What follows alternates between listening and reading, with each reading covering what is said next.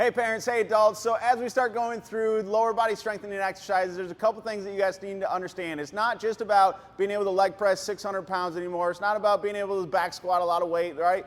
As we start the aging process, our goals start to change. And now we start going into the functional therapeutic. What I mean by therapeutic is I want to get as much bang for my buck as I can per exercise. So when we start looking at this, I want to get mobility, I want to get strength, and I also want to be able to work my cardiovascular system during these exercises. So that's exactly what you're going to get with these three fundamental movement patterns for the aging adult. So as we start going through this, a couple things we have to know.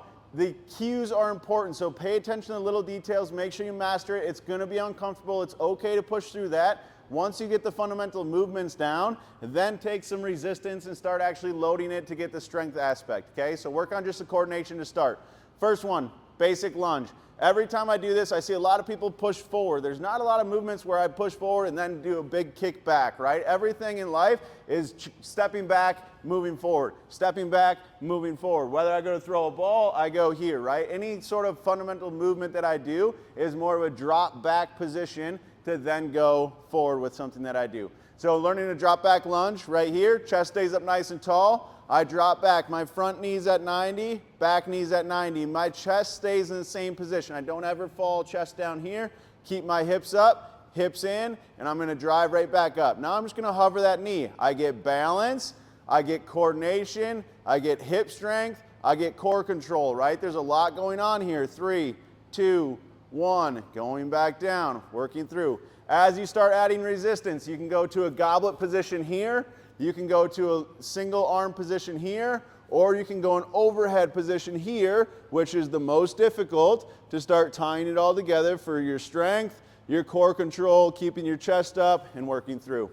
The next movement we're going to do, single leg RDLs. Again, now with single leg RDLs, I get the balance component because I'm not just here moving a bunch of weight. Now I've got balance, I've got hip control.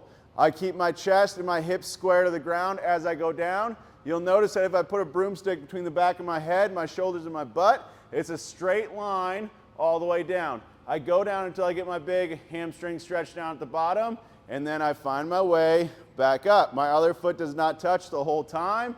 Working through, keep my hips square, not peeing on the fire hydrant here, keep them square, and then I'm making my way back up. Now, adding resistance for this one.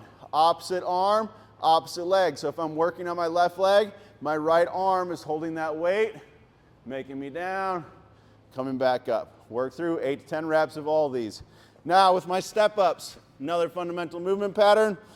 Everything I do is going to be a bigger step than just 7 inches, right? Like going and doing 7-inch steps is big. Now if I got to step up on a trailer, actually step up on a ledge, I step up on a curb, I see a lot of parents struggle here because they don't have the strength beyond just a 7 or 8-inch step that's at your house. So now when I start going through step ups, my goal is to not push off my back toe. So I don't want to do this here. Instead, I want to pull my back toe off the ground and use my front hip. Same thing, find my balance up top, load my front heel, tap my back heel, and then I drive right back up. Chest stays tall, load my front heel, tap my back heel, drive right back up. Same thing, I can load it in a goblet position. I can load it on the opposite arm, opposite leg, or I can do it overhead for the most difficult position.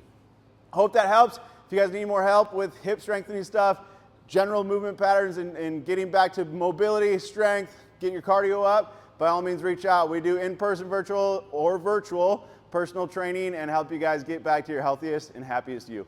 Have fun.